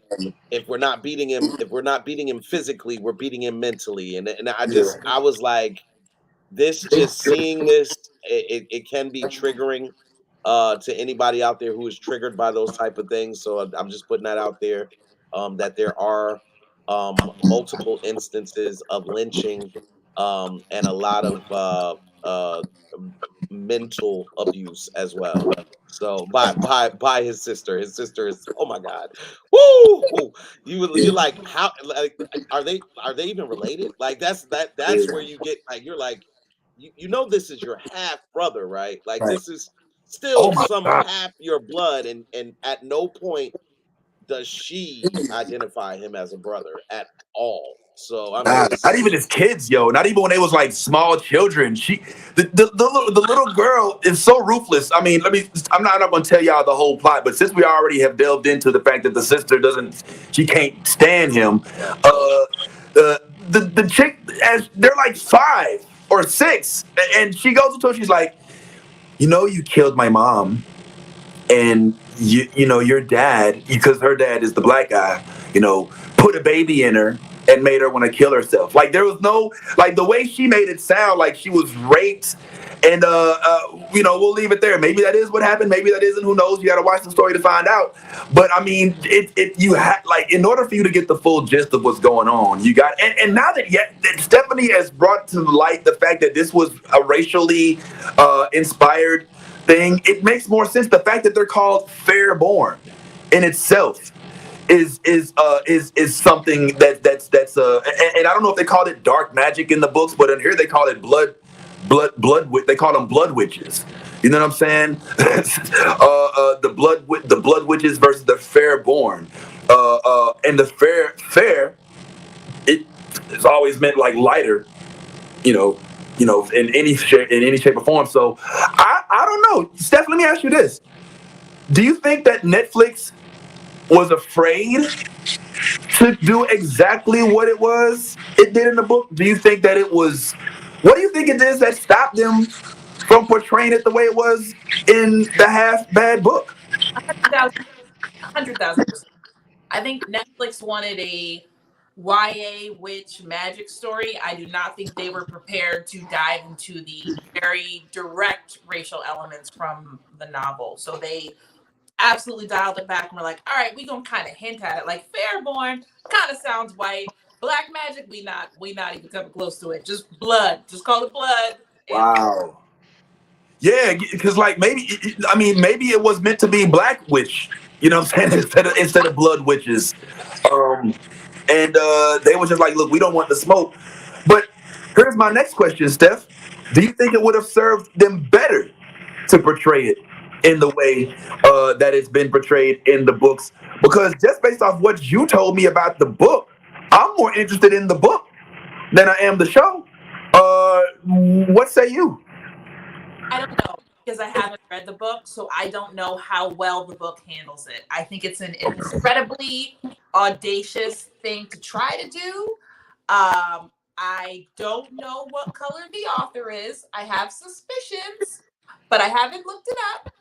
And if the author themselves is of the fair-born persuasion, I have feelings about them choosing this particular plot line. So I think Netflix did the smart thing to just stay the hell away from that element. If you can do it, you have to really do it right. You can't hint at or play with that a little. You got to dive in and do it correctly. We have an interesting chat. Somebody's in the comments solicited, but we'll check those out later. What's up, Nali? You are correct. She is a child of the chalk, the author. But now I'm curious, so I just bought the ebook, and I'll let you know next week. Okay. Oh yes, I forgot about our lit major. Okay, yeah, please let us know because I'm fascinated. And I'm also curious, like, if that's something that we would want to see done by a John Singleton or maybe a Jordan Peele, somebody who can actually give us that. Or, I know y'all didn't like Nope, but that can give us that world and represent it appropriately. I don't know. I just think that this is worth watching, man. So y'all please watch it so we can delve into it and give the full spoilers by next week, man. I think it's a good show. I know a good show when I'm watching it and I can't stop until I finish it. You know what I'm saying? I'm like, I gotta see what happens next. And so yes, hang in there. You're not gonna like dude. He don't get no better. All right. But the show itself, everybody else, the elements of it, I can hear your eyes rolling. Yes, is intolerant, bro. She does not stand for bullshit, man. But it is what it is. Well, yeah, I would say give it a shot, man. Give it a shot. Steph, tell your ass to give it a shot, man. She don't listen to me, man. I'm comfortable taking my Yaz favor on this one. So You're gonna die on that hill alone, Vince. All right. You're definitely gonna die on that hill alone. I've learned not to recommend anything to Yaz. Because every time I recommend something to Yaz, she's like, dude, what the fuck, dude? You haven't watched this bullshit, man? Austin? It's like, what the fuck are you watching, bro? Like, I don't know. I try. At least I try. Like, give me the benefit of the doubt. At least I try. But yeah, I don't know, Vince. We on two different gens, you know what I'm saying? The things you like, you know what I'm saying? Like, I'm like, what the fuck does he have me watching, dog? Like, you know what I'm saying? And then Austin's over here chiming in, like, did Vince recommend this shit? I'm like, he did. Yeah, and then he'll be like, when Ty recommends things, I can watch it, but when Vince recommends things, I'm like, I don't know. Oh my god. Hey Ty, is there any more room on your balls for like one more person? Because Jesus, Austin, I'm just playing. Austin, I know you're in the background. I'm just kidding, homeboy. I'm just playing. I'm just playing. He knows Ty's still butthurt about the hair right now, so he's trying to make sure he's still on his good side. You know what I'm saying? So he's like, Ty hasn't said hi to me since I cut my hair. We love you. We love you, Austin. We love you, Austin. Don't go putting our name in the free. All right, man. Well, yeah, now you're gonna have to teach us some tricks, man, because there's some things I want to do with a couple bill collectors. Are y'all caught up on this Peripheral show? Before we get into Andor, which is killing it, have any of y'all seen Chloe Grace Moretz in this Peripheral show? And then we'll talk a little bit about Let the Right One In, and before we get into Andor. But Peripheral is on Amazon Prime. Show of hands, who of us has had a chance to check it out? All right, we've got three of us. Okay, of the three of us that have watched it, are we approving it? We loving it? All right, Nolly, I know you were a big fan of this. What makes you like this show, other than the fact that we both love Chloe Moretz since we've seen her in Kick-Ass? She's such a good actress, but really the show is it's an interesting perspective on how in-depth VR could be. Like we all want an Oculus, we all want to play some VR games. Everyone wants to be in the games that we play. Like, can you imagine just hopping yourself into a Resident Evil game and instead of a controller, you're just like Yeah.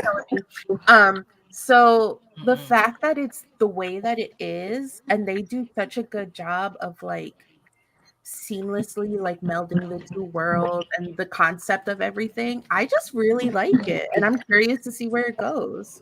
Do you think some of the reason you like it because you are a gamer? 100% yes. Okay. Same thing for you, Ty? Well, no, I like it because of what Nolly just said about the concept. Like we've seen VR gaming movies before. Yeah. This Gamer. is not that. This is VR gaming meets time travel meets like this is next level. And this if you watch this, it opens your eyes to the possibilities of what's next because this I mean, if what we're seeing on this show is ever possible, you're talking about somebody being able to do a meeting in Tokyo, Japan from the comfort of their home. You know what I'm saying, without traveling. You're literally at home doing the interview virtually, but you're there.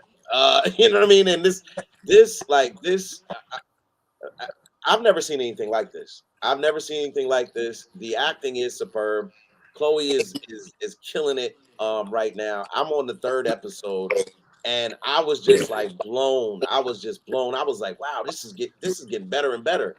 Yeah. So I'm interested to see and just the technology. You got cars Yeah. that can literally camouflage themselves Yeah. and then like and that listen, I don't want to give it away. This is a really good show. Thank you, Nolly, for the suggestion because I'm definitely impressed by what they're giving and Chloe grew up, man. Gosh, Chloe just grew up. Okay. She Yeah. did. Yeah. Given a good suggestion. Okay, me. Yes, good. Well, another thing that I like, I mean, in addition to that, it's not just the time. I mean, well, keep it real. I mean, because it's not. We learn. All right, I'm debating over whether to spoil this or not, but all right. Well, let me not spoil it. Let me just say this. Here's a few things that may be interesting. Let me try to sell this to Steph and Yaz who haven't watched it yet. Steph, well, Yaz, I know that you're into games like we're into games. You and Austin, y'all play games together, so this is loosely based at first on the concept of gaming. You know what I'm saying? I mean, basically, she's in a headset where she's doing VR stuff. All right, but she finds out that may not necessarily, it gets really real quick. And once you watch the first few episodes, you'll understand why. As for Steph, let me just say that there is adequate representation in this show for you to be inclined to watch. We do have a chocolate man in the future. We've got a chocolate man in the past. And we even have a very powerful, very beautiful, strong black sister that you may recognize from a show that we watched called Sandman. No, was she it was a Sandman? I was gonna say no, she was from the show with the Empire and all of the show we watched with on Apple TV. Foundation. Foundation. Oh yeah, Foundation. Oh yeah. She's the one that they killed. Yeah. Nobody going to watch Foundation. Oh, nobody. It's like, bro, there's nobody going. I mean, but why would you? I mean, you don't say. Yeah. They killed him. He's like, yes, it's the one that they killed. But yeah, well, anyway, it don't matter. You should have been watching Foundation from a long time ago, anyway. But yeah, man, they're serving, man, and I mean, it's not. It's.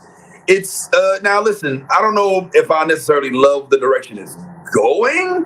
But as of right now, I do feel like, at least from a representational standpoint, they did a good job. Whoever the diversity caster was that stepped in, if they even did, made sure that we're not that the complaints about representation is I mean, unless you want it to be completely all black cast, it's not one that you're going to have a easy time launching. Now, having said that, yeah, sometimes I do hear you talk about when things are complicated. This show is a little complex. I will say that. Like it does require some mind work. So yeah, I mean it's a little complex. It's near future. I think it takes place in what 2030, 2040, something like that. Yeah, they went back to 2033 or something like that. Something like that. Yeah. But it quickly jumps to other areas, as you said. You heard him mention that there's time travel involved. So before we start spoiling it and going from episode to episode, let's just leave you with that so that you can kind of start watching it. There's a bunch, like you said, it's futuristic, it's cool, and I also want to give Chloe some props because I thought she was going to lose that southern accent by the end of the first episode, but she has not. She holding it. She holding that thing. Because that be happening. Like motherfuckers, they start with the southern accent, and by the end of the show, they be like, pip pip cheerio. But nah, she's holding on to it. So make sure y'all check out Peripheral so we can talk about that. Since we don't have any mainstream shows after Andor goes away, which we'll talk about after we talk about my other favorite show right now, which is Let the Right One In. I will let you know up front, I am not current. I didn't see yesterday's episode. So don't spoil yesterday's episode for me. But Ty, I can assume that we're still looking good on the Let the Right One In. We're still looking great. We're still looking great. You still got great acting. You still got great story. Some things are transpiring and things are progressing. And yeah, man, it's I will say this: there was a very powerful moment in the last episode. Not the one that came out yesterday, but the one that is everybody caught up? First of all, I mean, at least not to last, but I mean, at least last week's episode. Is everybody caught up? Yeah. Everybody who's gonna watch it. Okay. All right. Well, cool. In that case, we know that the mother killed a black man on duty that was doped up on whatever this drug is that causes people to act like vampires. Right. There was a very powerful moment when she was talking to her partner, and she said to her partner, because she was very distraught over killing that young man, and she said, over 12 years, I'm really upset because over 12 years of exemplary service, I never got an award until I shot a black man in the head. And that right there was just like, whoa. Yeah. Like the other cop is telling her it was a good kill. Like, don't worry about it. You did the right thing. You saved us. It was a good kill. She zeroed in on the part that made sense. I took a life, no matter whether it was a good kill or not. I took a life, and they're rewarding me for taking a life when I was out here just doing my job the best I could possibly do. They never acknowledged me. And now they're trying to sweep all of this under the rug. They want to add all of these murders to this young man, and we don't even know if he did them. Like, you know what I'm saying? So it's a lot of stuff, man. Like in that one moment that I was just like, wow, like this is now this is making me love this show. Love it. Yeah, that is 100% true. And the show is, I think it's safe to say, it's based around people of color.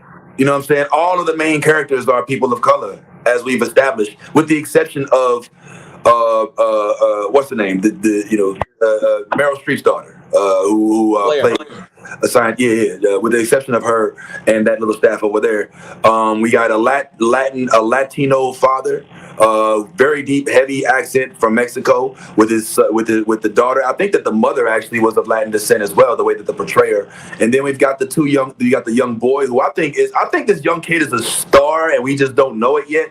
I think this kid is going to be a big deal. He is killing this role. I mean, I believe everything he's doing. And then we've got this young lady and her husband, or late, her partner, and even her partner from behind them is of Asian descent. And so I'm not trying to say this is good because of that, but I am saying that helps make it easier to watch, because if all of these were different if just one persuasion, they would be different. But now. I haven't said that it is still a vampire show. It is still. I do have one complaint about the show, and that's that as of this moment, we still don't really have. And this, this is an unfair launch of a complaint because I haven't seen the last episode because it may very well be solving this, but we didn't really get an established antagonist as of yet. The antagonist seems to be the vampire virus. So there's not like a villain per se, and I think I would kind of like there to be a villain. I know that they're looking for somebody, but it's not.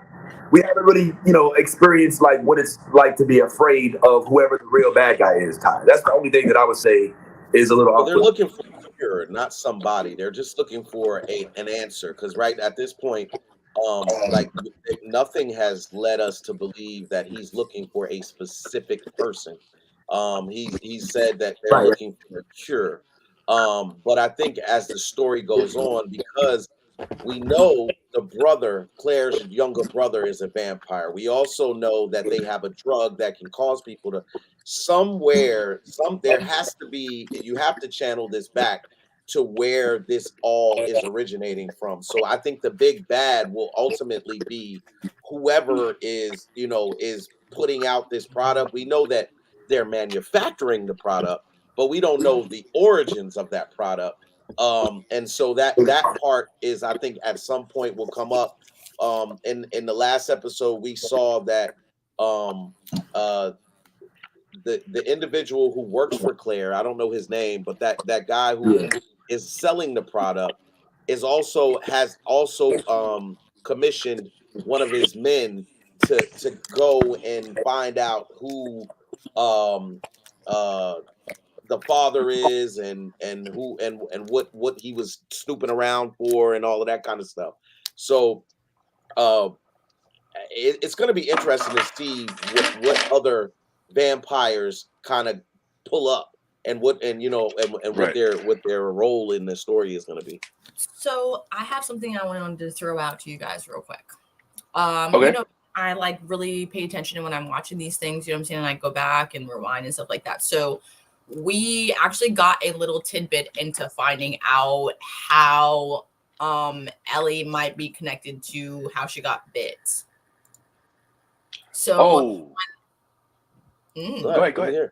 So when the sister first found Peter and his room and everything, and he was all charred up and everything, they showed a picture when she was just watching him sleep after she got him to rest a little bit. And she was asking him about the scarring and how it was helping, and let's just gotta start creating this, think about creating this drug because she's got to cut through the scar tissue. Well, as soon as he went to sleep, she looked over at his mantle and there was a picture on there of a school, and the brother was a teacher or something at that school. Ellie was in that picture. Yeah, Eleanor was in that picture. That's right. Oh, a nice one. Yes, I didn't even pay attention to that. Yeah, I went and paused it, and I was like, "Is that fucking Eleanor?" And she's the same age. She's 12 years old, little girl. It's a school picture. They're at a school. You know what I'm saying? Mm-hmm. And it's like her whole class, and he's in that picture.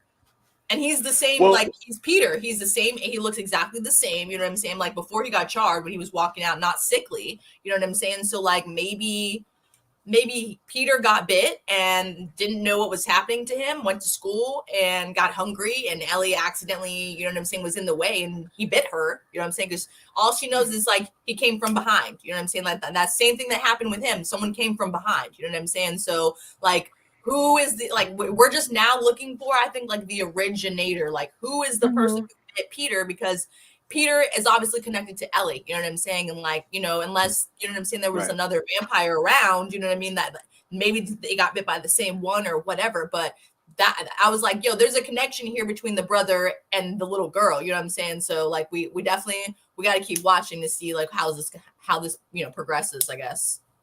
Yeah, I should be watching the shows like Leonardo DiCaprio and that movie. 100%. Everything. 100%. Well, yes. By the way, I changed my mic, so if I sound different, let me know if you can still hear me. Hopefully, I have a prediction based off of your analysis. Okay. And by the way, thank God for you, and how close you watch it. I think that we're gonna see the two groups of folks that are affected by vampirism collaborate in some way. And I think that they'll likely both have the same originator. And then they're going to team up to find this guy so that they can find a cure for both of them. I don't know. Let me add this to Nadi's list of books, because evidently this is based on a book. Maybe you could add that. You know what I'm saying? It's fucked up that we got to hire people. I got to hire somebody to read for me. You know, I should have just been like, yo, let me go get the book. Let me hop on Amazon real quick. But instead, I'm like, yo, Nani, can you read this for me? You know, that's not right. But yeah, I'm guessing that maybe they end up learning that they were both bit by the same vampire.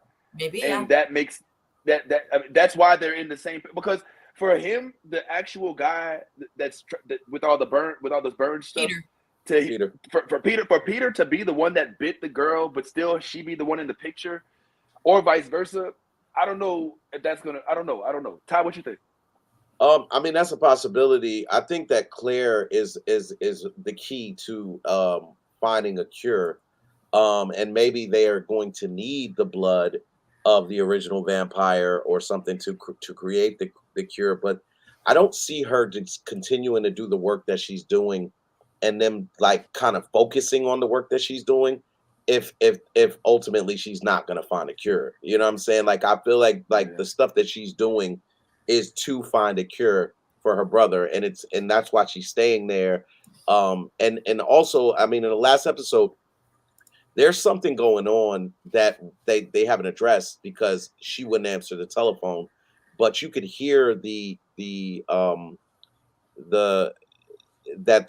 person on the other line of the phone was like, there's something going on with your inheritance. You could tell that he really needs to speak to her. So whatever is going on will have something to do with what's going on as far as her research goes, and everything like that. So we'll probably find that out in this episode that just came out. But the big bad, I think there's going to be a system of vampires. So we're gonna find that there's like a group of vampires around the thing, probably run by that individual that you're talking about, and everything like that. And I don't know how that plays out, but I don't know about the working together part. I just don't see how they would work together. I don't really know where that kind of ties in with them working together. Like they don't really need they kind of Ellie do. And her. Oh, my bad. I didn't mean to interrupt. Unless she's the origin, unless she's the origin. I mean, like of Peter. Unless she bit Peter, and like, so we don't know. Like, again, I don't know how this all works out. But if you're trying to tie them in together, then because somebody, maybe Peter, like Yaz said, if Peter bit Ellie, or Ellie bit Peter, and we know vampire lore is like you got to kill the person that bit you, or whatever the case may be. If that's the same lore we're following, then maybe that's how you tie them in. But I've seen trailers for the whole season, and we're getting some big bads at some point. So there's going to be some big bads, and we're talking about look like big bads. Yeah. Because the drugged up motherfuckers I thought was the villains, but then they are really easy to kill. So it's like, all right, that can't be it. Yeah. What's up, Yas? So I was gonna say, like, Ellie did say to Elijah that she's never killed anybody and that she's never bitten anybody. You know what I'm saying? Her dad gives her blood inside of a container, so there's no way that she could have bitten Peter. There you go. Like, if you know what I'm saying, she gets her blood a certain kind of way. That's why her uncle was like, just drink the damn blood. You know what I'm saying? Like, love her uncle, by the way. I love him too. Yeah, Godfather. Zeke, Godfather, Zeke my bad. is like, Godfather Zeke, and the funny part too is I was watching the newest episode last night with my niece, and I was like, you see, this is what godparents do, okay? I'm like, don't fucking argue with me when I tell you to do shit. And she's like, okay. I'm like, yeah, you never know. Yeah, Nolly, did we tell you the story of Yaz the Godfather? No. Yeah, I'm a godfather, 100%. Oh my goodness. Godmother, I am a godfather, and I do not have a penis. Let's just throw that out there for everyone to know. I got no penis. There is no rule book. There is no law. There is nothing in our history that dates back that women cannot be a godfather. So, bitch, I am one. I love this so much. Defying societal norms since day one. And let me just clarify. I'm a godfather to my goddaughter, and I'm a godmother to my godson. Oh, okay. Okay. That's right. Okay. For me, I can be both, dog. What's up? We in this bitch. 2022. She is a gender fluid godparent with a non-binary or I don't know, maybe a selectively binary, whatever. I don't even want to get into it. I don't want to see. This is what Tyrone needs to be here for. He calls me mommy, daddy. Like sometimes, like when he was really little. Well, because I'm the enforcer. You know what I'm saying? Like I'm the enforcer, but I'm also the cool parent. So that's what when he couldn't say, you know, like godparent, mommy, daddy, and that was me. Oh man! Please share and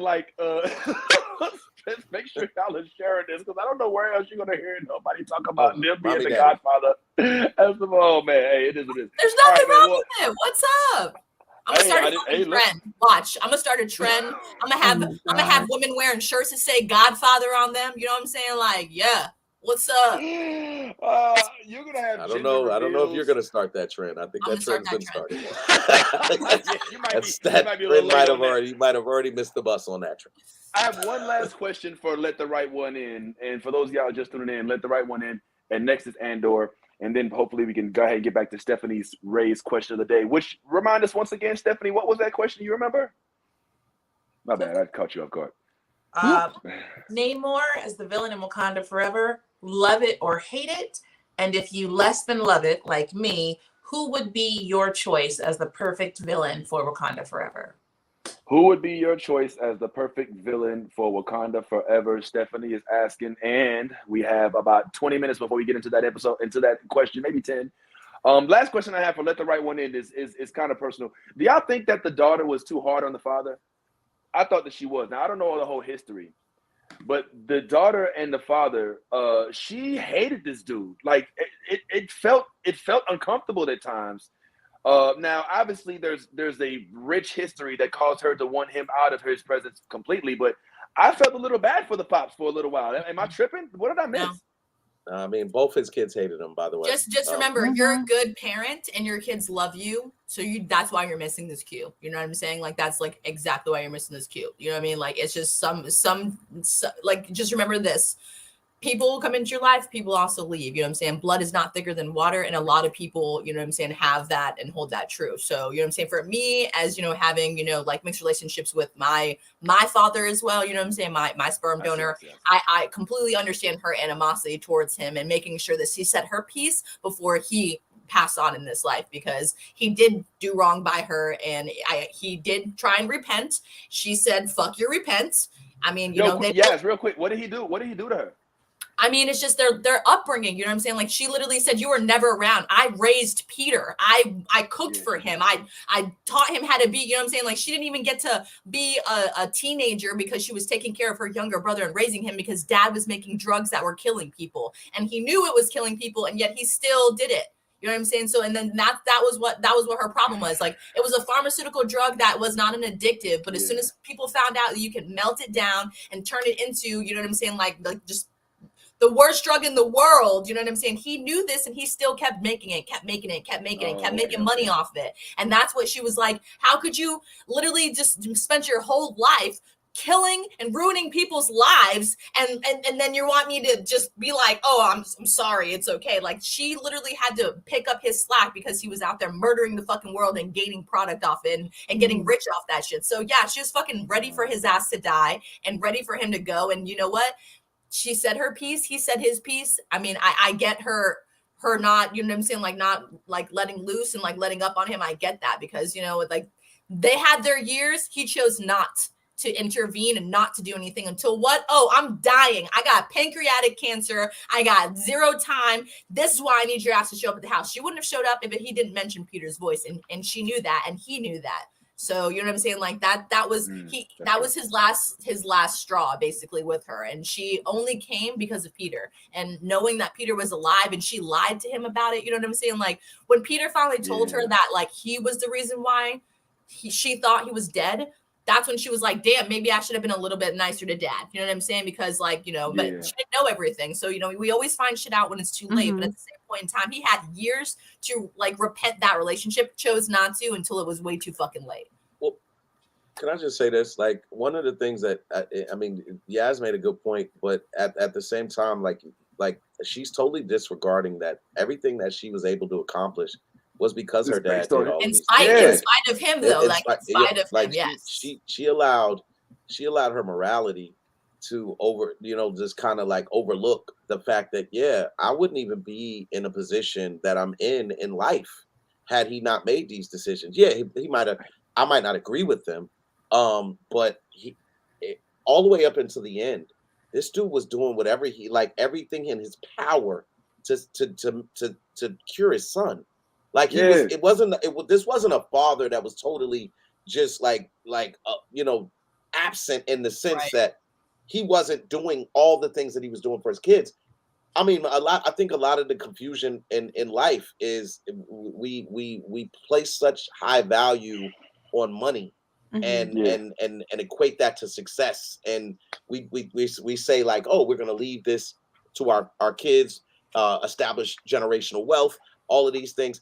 Those type of things from everybody that you hear that is what we consider greatness, all say the same things. You have to have tunnel vision. You have to focus on your prize when you're trying to accomplish that. And I think that's what he was doing, the same thing. But they haven't said specifically what he did, and that's like, it's just like, but she came through with so much hate, and the son hated his father as well. Like when they went to go burn up all his pictures, the son wasn't like, don't do that, that's dad, that's all we got left of dad. He was like, nah.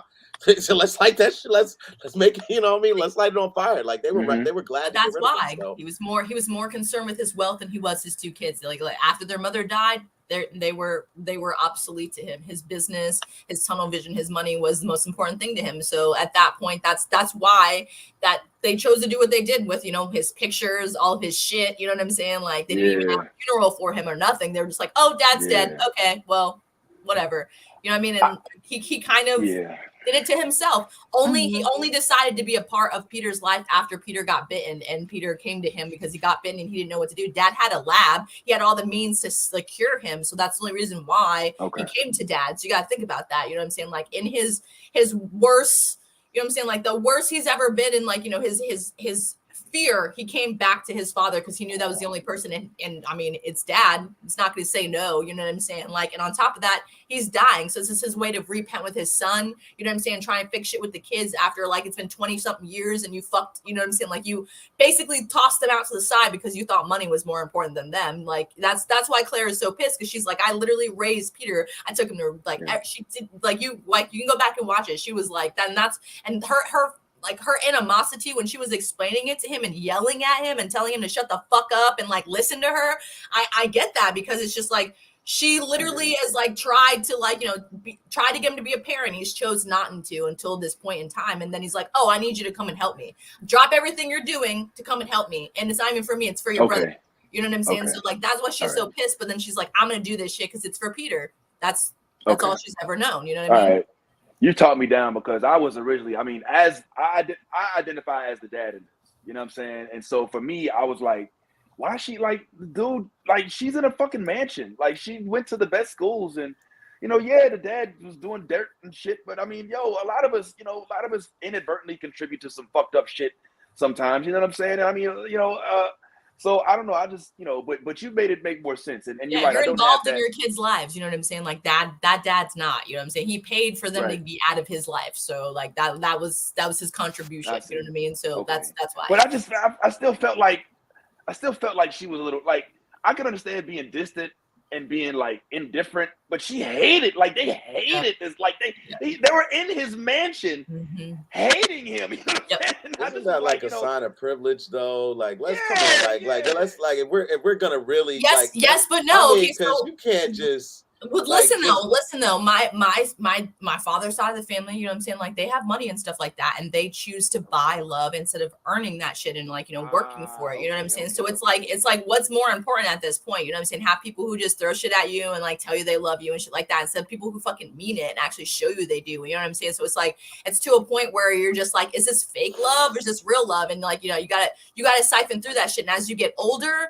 you know what I'm saying, and you realize like, oh, it's like my, you know, like really important birthday or something really important happened and you sent me a gift. You know what I'm saying? Like I don't even get a phone call. I get a gift in the mail and sometimes it's late. It's just like, what the fuck? You know what I'm saying? Like, you know what I mean? It's that you guys are good parents. You guys are good dads. You're in your kids' lives. It's just like when you have that absentee parent and like their way of like showing that they care is like buying you shit. It's just like, great, I can go buy this shit myself now. You know what I'm saying? Like as you get older, it's just like, I don't need that shit. You know what I'm saying? It's like, I needed you to be like there to talk to me. I need you to be there to listen, you know, like to do shit with me, show me how to play baseball or something. You know what I'm saying? Like, it's just that quality time. You rather buy that shit than, you know what I'm saying, give it. And it's just like, what's the point? We're a family. I came from you. Like, why wouldn't you, you know what I'm saying? Like not even 10 minutes, you know what I'm saying? It's just like, it's just a reciprocal of like money and time are more important to that person than they are to your relationship with them. It's fucked up. So you just have to figure out whether that person's worth it. You know what I'm saying? Like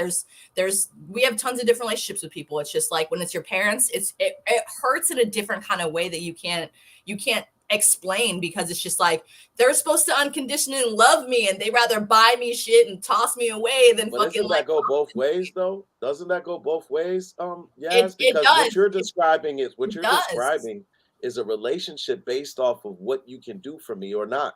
So if you don't do for me, I don't love you. If you do, then I do. And I mean, he what I'm saying is it's okay to resent someone for what you feel like they lacked in, but to hate him because he wasn't there, like absentee means that you're not there.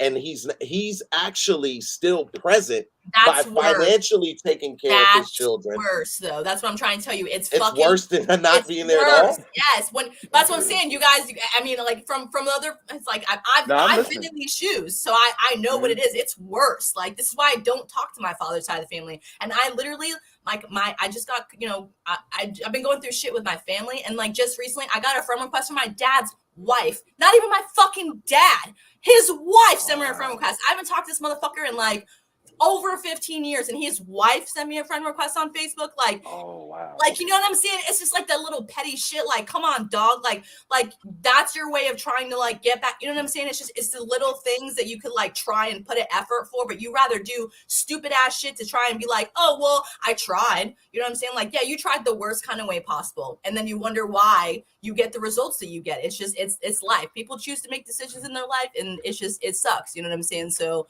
I don't know. It goes both ways. You know what I'm saying? Like it's a phone call, you know what I'm saying? Like just it goes both ways. But if you're putting an effort that the other parent or, you know what I'm saying, child, whatever, is not putting in, at the other end of that point, you're gonna stop putting in that effort, because what the fuck is the point in putting an effort for someone who don't even really care? You know what I'm saying? Like I'm no better than someone who's begging for money on the street, basically. You know what I mean? Wow. So at that point in time, it's just like, why? You know, like, yes, if I need something, I know I can call you. You know what I mean? Like, that's the kind of relationship that you have with that parent at that point. It's just like, oh, if I need something, I know who to call. Have you ever had a relationship with him? I tried. I tried, but he didn't want one. So it's not for me of lack of trying. It's just like he didn't want one. So I found a parent, someone who wanted to be my parent. That was my stepdad. That's my dad. You know what I'm saying? Like, it sucks when your own parent doesn't even like pick up the phone and be like, hey, are you breathing? Are you okay? Oh, shit. Okay. You know what I'm saying? Like, it just sucks. But yeah, they're over here living their best life with their new family, and they're just like, oh, I have kids. I have a life. I don't give a fuck about them. So you can't try and build a relationship with someone who doesn't even want one. And then when you have kids, they're like, oh, can we try? No, it's just not, that's not how the real life works, unfortunately. Well, yes, I'll say this. Fuck your pops for not being a part of your life. Fine. But I will say that if he was around, he would be so proud of the godfather you've become. You're killing it. The mommy daddy. I'm sure you picked shout out to mommy daddy. I'm fucking dead right now. Oh my god, I'm fucking dead. I'm just saying he be proud. You know what I'm saying? Mommy daddies.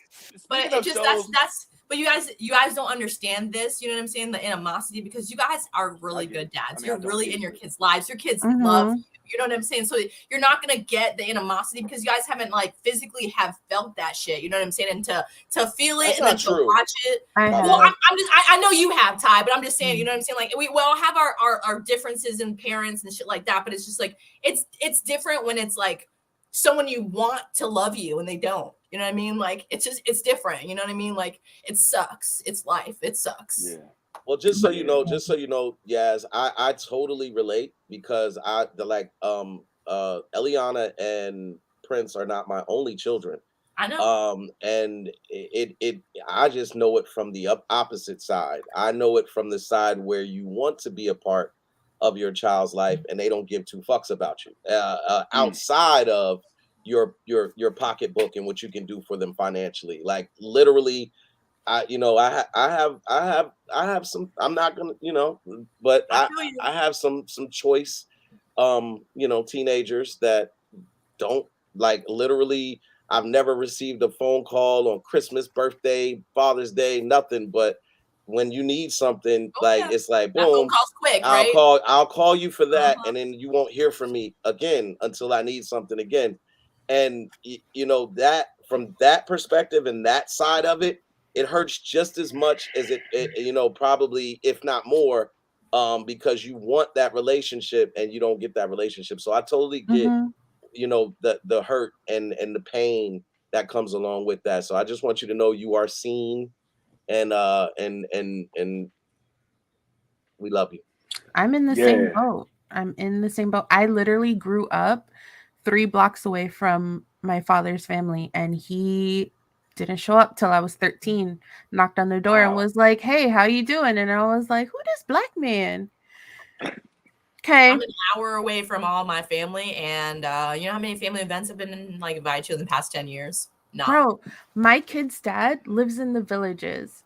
He maybe remembers his visitations once a year. Like they hit me up when they like this. Yeah, they hit me up when they want to see my niece or something like that. You know what I'm saying? Same. But like, me, it's like, so I'm just like, it's okay. My children will never know you people. Don't worry. Like they won't, because there's no point in putting that.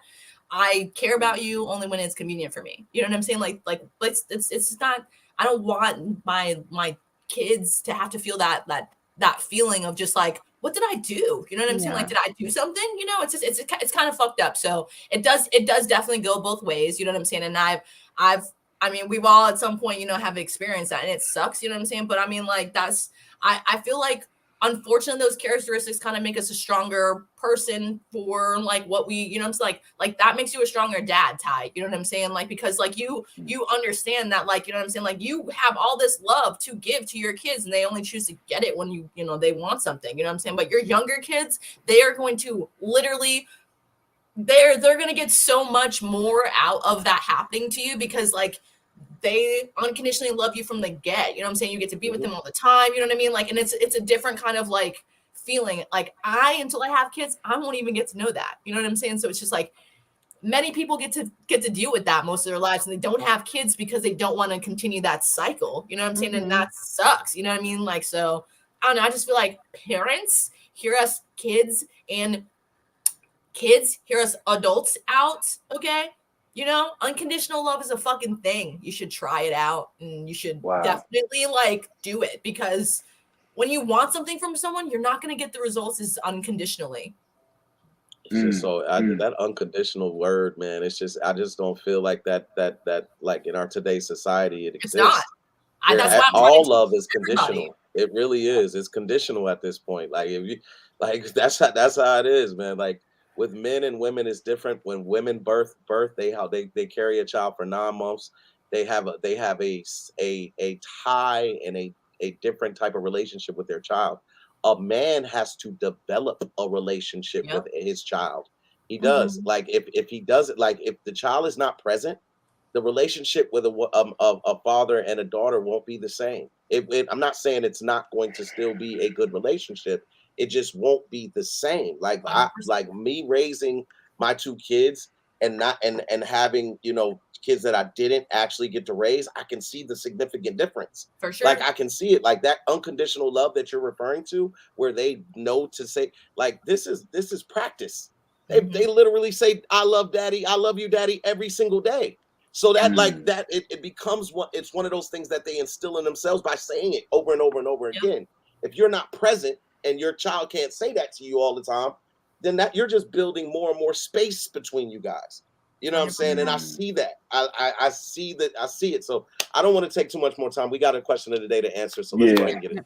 Nah, but yo, very, very revealing, and to quote somebody in the comments, we see, we love you all. Unfortunately, we did have another topic which involved a franchise of that was based on a kid with the fucked up father. That was Star Wars and Andor. I didn't even get to make that joke because we're running out of time now. We'll have to talk about Andor next week. But damn, man, it was Andor's been on fire. This last episode wasn't my favorite. Everybody else liked it, but it was decent. It's developmental, but there were some things. It's always, even if it's not the best episode, it's always moving the series along. I'll say that. It's never dull. But let's go ahead and run this off. Steph had a question of the day that I thought was intriguing, and hopefully she has an answer. Let's go around the table and let's go ahead and meet back next week after seeing Black Panther 2. Everybody, hallelujah, we ready? Come on through. But yes, let's get back to this question of the day. We got just a couple more minutes. Steph, remind us, and go ahead if you don't mind, give us your answer of what your villain was. Yes. So who should have been the villain of Wakanda Forever? Let's talk about T'Challa. Okay, let's talk about her. Black Panther's half sister, same daddy, different moms. She challenges him for the throne. He wins, leaves her for dead. She's like, fuck this, F my family. Goes to Europe, meets Dr. Doom, gets trained, is more powerful in magic than him, becomes the ruler of, Latveria. I'm going to just read you. Oh, that's where Dr. Doom is from. Yeah. Okay, so after Galactus attacked Earth, she realized that the Earth was weak and her leadership would ensure their survival. When T'Challa went to the UN to plead for assistance, she interrupted the meeting and almost killed him with Doombringer. She's got a dope-ass sword called Doombringer. The interference America prevented this, however. Later, she engaged with Iron Man, Vision, Hawkeye, and Captain America in combat and killed all of them. Damn! When confronted by her brother, she finally revealed her identity. So she's out here doing all kinds of stuff, fighting Doctor Strange, has magic powers, a sword called Doombringer, fucking kills Captain America, Iron Man, Vision, and Hawkeye. I want to see T'Challa. This is the villain. Who would you star as her, though? Who you said who would star? Who should play her? She said me. Hell yeah, I love that.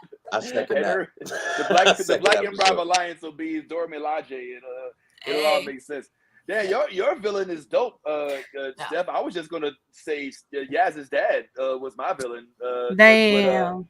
But you completely trumped. Now, honestly, I ain't gonna lie. I've said this before. For me, first of all, that's a phenomenal choice. And I'd encourage anybody. She actually appeared in the cartoon series. If you watch the animated series that was on BET, you'll see characters like like Juggernaut, the White Panther. You know what I'm saying? You'll see all of all these characters. I was gonna be selfish, and I was gonna say two people. Number one was my man Jonathan Majors as Kang. The other is Galactus, because I just can't wait to see how they portray Galactus. Me too. I mean, he's too large to fit on screen, and I just want to see how they do that. Now, I ain't gonna lie, we're down to like 2 minutes, so I don't know if we even got time to go around the board.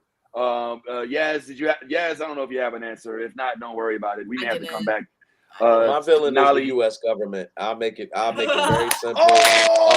Yes, the U.S. government would have been the best villain for this, to go into Wakanda and try and conquer them and claim authority over their vibranium and everything. That would have been true U.S. government fashion. That would be my hats villain. off to you, Ty. That was a fire ass response, dog. Damn.